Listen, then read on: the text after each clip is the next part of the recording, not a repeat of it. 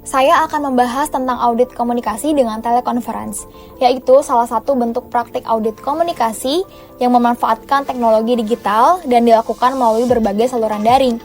Seiring berkembangnya sistem kerja hybrid dan jarak jauh, proses audit komunikasi kini tidak selalu harus dilakukan secara tatap muka.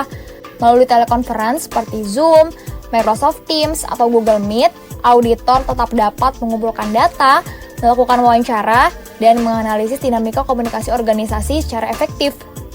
Audit komunikasi dengan telekonferensi merupakan penerapan metode audit melalui platform komunikasi virtual. Tujuannya tetap sama seperti audit konvensional, yaitu mengevaluasi efektivitas komunikasi organisasi. Namun, perbedaannya terletak pada saluran yang digunakan, karena proses ini bisa dilakukan secara sinkron, melalui pertemuan langsung secara daring maupun asinkron, melalui rekaman chat atau email pendukung.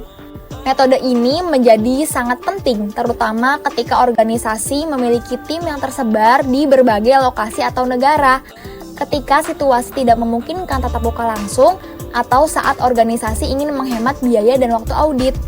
Dengan telekonferensi, auditor dapat melaksanakan wawancara mendalam, diskusi kelompok terarah, maupun observasi perilaku komunikasi online tanpa harus hadir secara fisik. Telekonferensi memiliki beberapa fungsi utama dalam pelaksanaan audit komunikasi digital. Pertama, sebagai sarana wawancara dan diskusi, auditor dapat mewawancarai pimpinan, staf, atau pemangku kepentingan organisasi secara langsung melalui video call. Fungsi ini sangat membantu untuk memperoleh data kualitatif secara cepat dan efisien, terutama dari responden yang berada di lokasi yang berbeda. Kedua, sebagai media observasi dinamika komunikasi. Melalui telekonferensi, auditor dapat mengamati perilaku komunikasi digital secara nyata, seperti bagaimana partisipan berbicara bergantian, siapa yang aktif dan pasif, dan bagaimana interaksi antar bagian organisasi terjadi dalam rapat virtual. Hal ini memberikan gambaran langsung tentang budaya komunikasi digital dalam organisasi. Ketiga, sebagai saluran kolaborasi data audit, telekonferensi sering dipadukan dengan berbagai dokumen digital atau rekaman percakapan, sehingga auditor dapat meninjau kembali isi diskusi, menyusun transkrip, dan menganalisis isi pesan dengan lebih akurat. Dengan kata lain, telekonferensi bukan hanya media komunikasi, tetapi juga alat kolaboratif untuk mendukung keseluruhan proses audit. Namun demikian, audit komunikasi dengan telekonferensi juga memiliki sejumlah tantangan. Pertama, keterbatasan nonverbal, karena auditor tidak selalu dapat menangkap ekspresi wajah atau bahasa tubuh peserta secara utuh. Kedua, masalah teknis seperti koneksi internet yang tidak stabil, suara terputus, atau peserta yang kesulitan mengakses platform. Ketiga, tingkat keterlibatan peserta yang kadang menurun akibat multitasking atau gangguan dari lingkungan sekitar. Oleh karena itu, auditor perlu menyiapkan protokol digital yang jelas, meliputi jadwal rapat, panduan etika daring, serta sistem pencatatan data yang aman dan terorganisir.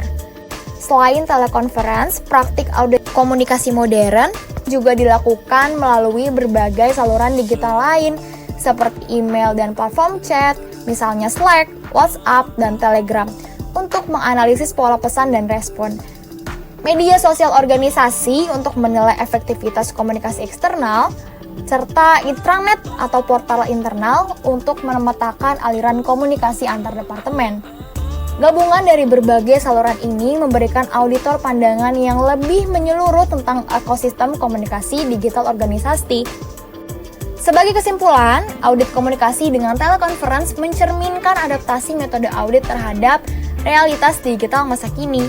Dengan memanfaatkan berbagai saluran daring, auditor dapat tetap menjalankan fungsinya untuk menilai, memahami, dan memperbaiki efektivitas komunikasi organisasi.